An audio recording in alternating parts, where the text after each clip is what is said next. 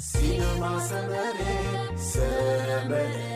كابيزي رابيزي حيلنا للنبت فلتت حبوز دستا سحاب سنيت رفتا نخسر النهار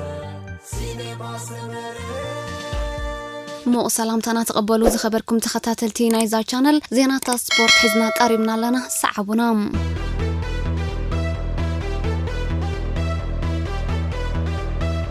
ألكسندر إساق مس كلبات بريمير ليج تصاوت كم زدل قاليصوم كاب غزينا بغزي بقعتو إنا تمحيش شتوتات أمم زقابتر نعزول إيرتراوش ودناو ألكسندر إساق أمس مس كلبات عد إنجليز كتصاوت دليت كم زلو وقاليصولهم إذ ودع سران كلتن عامتات قاعدار قاب زبز حقت من كلبو شتوتات أم غزام أب قدمي تسارع لهم بقعتو استخطاتلا كلبات بريمير ليج دما قبل عليو كابت أمته مقبار حليفا نمونا نمت أنا جنزب الناس سلعيت أيقالو كم زلو يحبرالهم ليفربول إن ألكسندر 36 مليون باوند كتسغاغرو دليت كم زلوا دما أفليت ألام أب صوتا بزرئيو ناي زيمد كان بقعتن قلطافن كم دما ملكت كعسون صعرن زغلص ألكسندر أب زحلف عمت سبورت نكلبو 10 7 شوتوتاتا غزيموايو أب استجمرو زول عمت سبورت دما 2 شوتوتاتا مزغيبلوم أب لا ليغا مبساسان 5 أمزغاب شوتو كوينو دما تساريعو يركب ألكسندر أب زهبو حبريتا أب زغزي زاب صبو بوتا ألوخو بتعمون حغوس ألوخو سلازون زمص كرمتي كاب كلبي أي سنة بتني يخون بر أمتأي ناب إنجليز كيدك تصوت بهجلن يلوم إذا كم زيلون كله أرسنال ون قبل على ألكسندر تقدسنا تحديرا كم زلا حبيرا لام نحيا لجزين تصوت على ليج جابنت بكت كل صوت تصنحت ريال سوسيدار زحلف سومن مريحنا تاب ريال مدريد قاتمنت إلى تصنحت مال سنبت أنصار أساسنا قد إما كل تبادو دحر معواتا 20 شمنت نتبقى وهلي لا مريحنا كان مدريد تركيب لام مدريد سيفيان دم 20 شوعة نتبقى وهلي لن قال إتنسال سيتن كوينا نسعب اللوام أبصوت ألكسندر شتوقات زي مزجبة كم قدمو زن أدبقعتيو أنت أبارقوم مصريا سوسيدا زأتو علاب 2026 زبك ألكسندر نمت أيو أملكتو أبز جبروك على محتت أبز درجة زكبت سحمخاني من ترطراين برنن أتزنا برحتو كندي زأكل جزء كوستريخ الزبليني ركبل بس يحوزلو بقعة زقربلو زلو تقلب وتسيت نايتي زكايدو زي حلل سعرن تأمانة المخانو أبريهم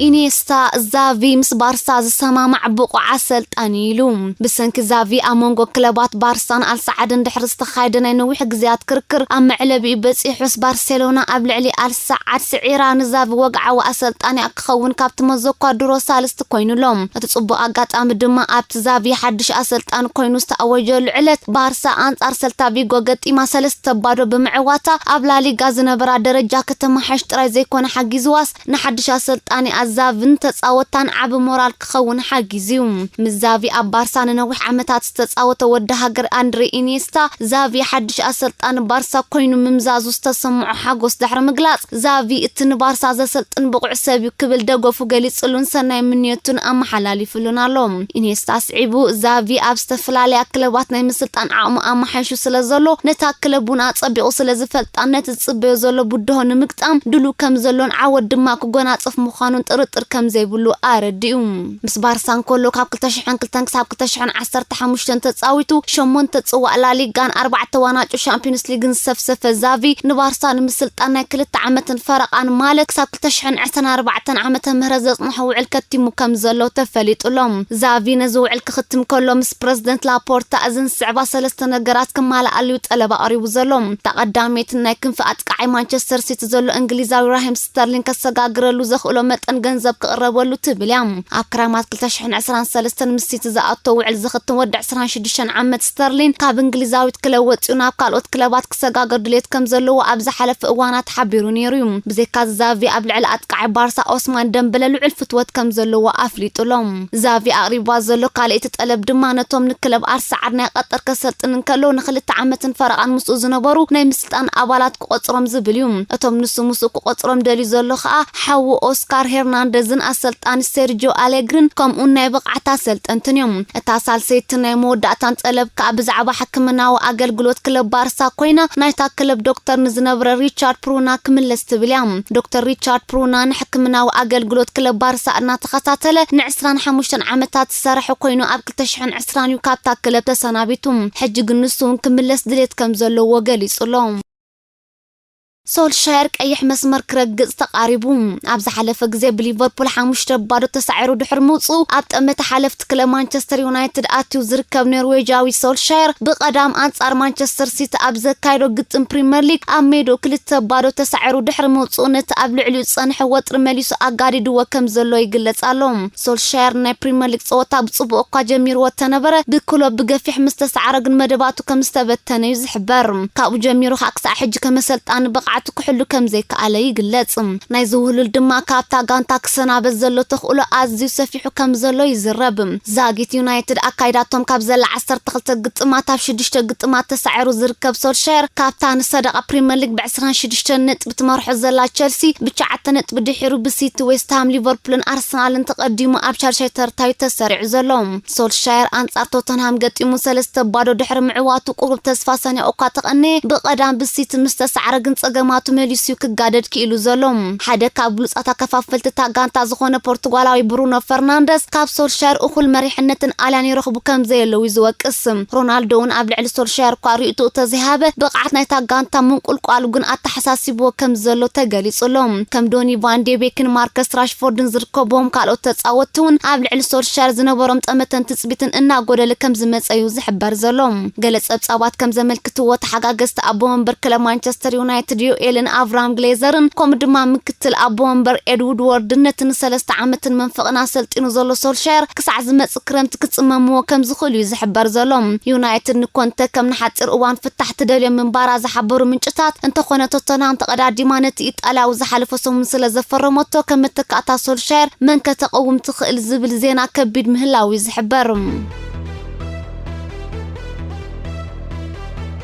PSG ብኩነታት ሜሲ ኣይተሓጎሰትን ተባሂሉ ኣብ ዝሓለፈ 2 ግጥማትን ሜሲ ብሰንኪ መስበርቲ ክትጥቀመሉ ዘይከኣለት PSG እቲ ኮኸብ ኣጥቃዓይ ካብ ሃገራዊት ጋንታ ኣርጀንቲና ብዝቐረበሉ ጻውዒታ እዚያ ተቆጢዓ ከም ዘላ ይሕበር ኣሎ። እቲ ጥቃዓይ ገና ካብ መስበርቱ ሙሉእ ብሙሉእ ክሓወየን ከሎ ኣርጀንቲና ኣብቲ አንጻር ዩራጓይን ብራዚልን ጽባያ ዘሎ መጻረይ ግጥማት ዋንጫ ዓለም ንኸተሳትፎ ዕድመ ከተቕርበሉ ምኽኣላ ዘይፍትሓውን ዘይስነ ሞጎታውን ክትብል PSG ብትርታ ቋይማቶላ። ሜሲ ኣብ ብርኩን ኣብ ረቃቂት ኡን ብዘጋጥሞ መጉዳእቱ ካብ ጸወታ ክርሕቕ ተገዲዱ ጸኒሑ። ሜሲ ምስ PSG ኣብ ዝኸተመ ውዕል ኣህጉራዊ ግጥማት ኣብ ዝህልወሉ ግዜ ንጋንቱ ራሕሪሑ ናብ ኣርጀንቲና ከመርሕ ዘፍቅስ ስምምዕ ስለ ዘለዎ PSG ንጻውዒት ሃገራዊት ጋንታ ኣርጀንቲና ክትነጽጎ መሰል ይኹን ስልጣን ይብላን። ሓለቓ ጋንታ ሃገራዊት ጋንታ ኣርጀንቲና ዝኾነ ሜሲ ምስ PSG ካብ ዝጽንበር ንድሓር ዛጊት ኣብ 8 ግጥማት ጥራዩ ነታ ፈረንሳዊት ክለብ ክጻወተላ ክኢሉ ዘሎ። እዚ ይኹን እምበር PSG ኣብ ዝድሩ 12 ግጥማት ኣሰላሲሉ ዘሎ ሊግ ዋን ፈረንሳ 31 ነጥቢ ሙህላል ቀዳሚት ኮይና እትመርሕ ዘላ።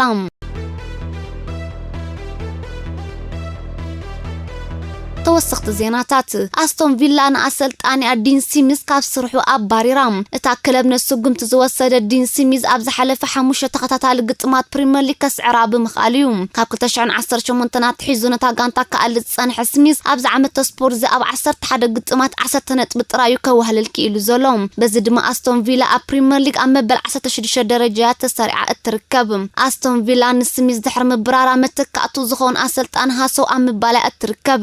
አሰልጣኒ ስቴቨን ጀራርድን አሰልጣኒ ሮቤርቶ ማርቲኔዝን ድማ እቶም በቀዳምነት ሓጽያቶም ዘለው አሰልጣንቲ ምዃኖም ይሕበር። ነቲ ቀዳማይ ሕጽያ ጌራቶ ዝጸንሐ ጆን ቴሪ ግን ካብቲ ዝርዝር አልያቶ ከም ዘላ ገለ ማዕከናት ዜና እንግሊዝ ይገልጽ ኣለዋ። አሰልጣኒ ሊቨርፑል የርገን ክሎፕ ቀንዲ ጠንቂ ስዕረት ጋንቱ ማእከላይ ዳኛ ናይ ትዕለት ኮይኑ ዘምሴ ክሬግ ፓውሰን ምዃኑ ከሲሱ። ተጻወቲ ዌስትሃም ነታ ቀዳሚት ሸቶ ከመዝግቧን ከለው ኣብ ልዕሊ ሓላሉዳት ሊቨርፑል አሊሰን ሩኢ በደል ከም ዝፈጸሙ ዘመልከተ ክሎፕ በዚ ምኽንያት እቲ ማእከላይ ዳኛ ነታ ሸቶ ኣብ ክንዲ ዝስርዛ ከጽድቓ ከም ዝወሰነ ኣረዲኡ። ክሎፕ ወሲኹ ተጻዋታይ ዌስትሃም ኣሮን ክሬዝዌል ኣብ ልዕሊ ጆርዳን ሄንደርሰን ብዝፈጸሙ ከቢድ በደል ብቀይሕ ካርድ ካብ ሜዳ ክባረር ይግብኦ እኳ ተነበረ ማእከላይ ዳኛ ግን ሸለል ብምባል ጸወቱ ቅጽል ከም ዝገበረ ብምረት ተዛሪቡ። እንተኾነ ደገፍቲ ሊቨርፑል ጋንቶም ኣብቲ ናይ ሰንበት ግጥም ክትሰዓር ዝኽኣለት ብሰንኪ ሩኡይ ድኽመት ሓላሉዳት ናይታ ጋንታ ከም ዝኾኑ እዮም ዝወቕሱ ዘለዉ። እቶም ደገፍቲ ከም ዝብልዎ ብራዚላዊ ሓላሉዳት አሊሰን ኣብቲ ግጥም ደቂሱ ይምስዩ። በዚ ምኽንያት ድማ እተን ብኣጥቃዕቲ ዌስትሃም ዝተመዝገብኦ 3 ሸቶታት ዳርጋ ብናቱ ሕመቐን ተመዝጊበን። ሊቨርፑል ኣብ ዝሓለፈ 26 ግጥማት ፕሪምየር ሊግ ስዕረት ዝበሃል ከይቀመሰ ድሕሪ ምጽናሕ ኣብ ናይ ሰንበት ጸወታ ንፈለማ ግዜ ብዌስትሃም 3-2 ተረቲዓ። በዚ ድማ ካፕታ ነቲ ሊግ ብ26 ነጥቢ እትመርሕ ዘላ ቸልሲ ብ3 ነጥቢ ድሒራ ኣብ ሳሳይ ደረጃ ክትቅመጥ ተገዲዳላ። ባርሴሎና ወሰን ተጻወታ በመስበርት ምክንያት ካብ ጾታ ክእለዩ ተገዲዶም በምህላዎም ኣብ ከቢድ ወጥ ተሸሚማ ምህላዋ ይሕበራሉ እታ ክለብ ኣብ ዝሓለፈ ሰሙን ምሰልታ ቪጎ ኣብ ዘካየደቶ ግጥም ጥራይና አንሱፋቲ ኤሪክ ጋርሺያ ኒኮ ጎንዛሌዝን በመስበርት ከሲራቶም በምህላዋ ነቲ ጽባያ ዘሎ ዝቅጽል ግጥማት በኸመይ ከም እትብድሆ ዓቀብ ኮይኑዋ ከም ዘሎ ይዝግለጽ ዘሎ ባርሳ ቀድማ ቢላውን ኦስማን ደምበለ በመስበርት ምክንያት ንሴርጂዮ አጉዌሮ ድማ ብጥዕናው ምክንያት ከሲራቶም ያ በዚ ምክንያት ድማ ቁጽር ናይቶም ሕጂ ኣብ ጽቡቅ ኩነታት ጥዕና ዝርከቡ ተጻወታ ናብ 11 አንቆልቂሉሎም እዚ ኻነ ተሓድሻ አሰልጣንታ ጋንታ ኮይኑ ድሕር ምምዛዙ ብኽሪ ጸወቱ ከካይድ ዝሸዋሸብ ዘሎ ዛቪ ዓብ ወጥር ፈጢሩሉ ምህላው ይዝግለጽ ኣብ ዝነቀዳም ግጥም ሰልታ ቪጎ 3-3 ዝተፈላለየት ባርሳ ኣብ ዝድሩ 13 ግጥማት ሰላሲሉ ዘሎ ናይ ሎሚ ዓመት ላሊጋ 17 ነጥቢ ጥራያ ከተዋህልል ክኢላ ዘላ በዚ ምክንያት ድማ ካብ መራሒ ዘላ ሪያል ሶሴዳድ ብ11 ነጥቢ ድሒራ ኣታሽዕ ደረጃ ተሰሪዓ ትርከብ አሰልጣኒ ዋትፎርድ ክላውዲዮ ራኒሪ አርሰናል ክብር ክትቦም በዘይ መخاላ ቁጥዑን ጓሂኡን ገሊጹ አርሰናል በሰንበት አሜዳን ዋትፎርድ ሓደ ባዶ ኣብ ሰዓረትሉ ግጥም ኣብ ካልኣይ እብረናይ ጸወታ ተጻዋታይ ዋትፎርድ ኦዛን ቱፋን ተሃሪሙ ስለዝወደቀ ሓካይምና ሜዳ ኣቶም ንኽሕክሞ ኢሉ ወድጋንቱ ዳኒሮስ ኩዕሶ ብፍላጥ ገዲፏ እንተኾነ አጥቃዕቲ አርሰናል ነታ ዳኒሮስ ዝገደፋ ኩዕሶ ብምሓስ ናብ ልዳት ዋትፎርድ ደም ከብኪቦማ ክጎዩ ተራዮም በመንገዲ ሲሚዝረዋ ቢሎም ድማ ኣመዝጊቦማ ራኒሪ ከም ዝበሎ አጥቃ አርሰናል ፌር ፕሌይ ክጻወቱ ይግቦም ነይሩ ብዘይካ ዝዳኛ ኣብ ልዕሊ ኦዛን ቱፋን ብዝተፈጸመ በደል ኩዕሶ ዶ ከብላይ ይግቦ ከም ዝነበረ ይወቅስም አርሰናል በዝናይ ሰንበት ዓወት ሓጊዛ ኣብ 10 ተኸታታል ግጥማት ብዘይተሰዓርነት ክትግስግስ ክኢላላ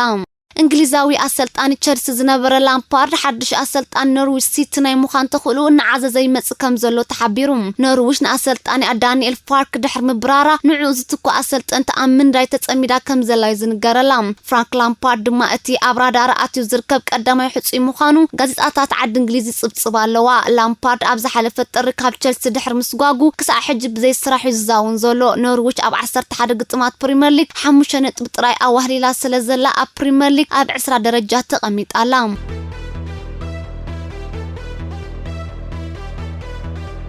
BBC አከፋፋሊ ማንቸስተር ዩናይትድ ፖል ፖግባ ዝርከቦም 5 ብሉጻት ጸለምቲ ስፖርታውያን ዓለምና ጸጉሩ ርእሶም ሓይሊ ከም ዝህቦም ጸብጺቡ እቶም ቀንዲ ምስጢር ዓወቶም ጸጉሩ ርእሶም ምዃኑ ዝእመነሎም ስፖርታውያን ክሳብ መቐመጫ ዝበጽሕ ዘውዛዋ ጸጉሩ ርእሲ ዝተዓደለት ኣብ ውድድር ኦሎምፒክ 8 ግዜ መዳልያ ዝዓተረ ጃማይካዊት ኣትሌት ሼሊ ኣነት ኮርዳ ጸጉሩ ዝተፈላለየ ሕብሪ ብምልካይ ዝፍለጥ 5 ግዜ ሻምፒዮን ኩዕሶ ሰኪዕ ዘበለ አሜሪካዊ ዴኒስ ሮድማን ኣብ ውድድር ራግቢ ዓብዝና ዘለዋ እንግሊዝ ዛዊት አፍሮ ጸጉራ ሻና ብራውን ኣብ አህጉራ ውድድር ባይታ ቴኒስ 7 ግዜ ሻምፒዮን ዘበለት አሜሪካዊት ቬኑስ ዊሊያምስን ከም ድማ ፈረንሳዊ ፖል ፖግባን ምዃኖም ሓቢሩሎም እምበኣርከስ ተፈተኹም ክቡራት ተኸታተልቲ ናይ ዛ ቻነል ንሎም ዝተዳለወ ዜናታት ስፖርት እዞም ዝተኸታተልኩሞም እዮም ነይሮም ስለምክትታልኩም ኣዝና እናመስገና ከም ወትሩ ሼር ላይክ ሳብስክራይብ ብምግባር ክትሓብሩና እናተላበና ክንፋንወኩም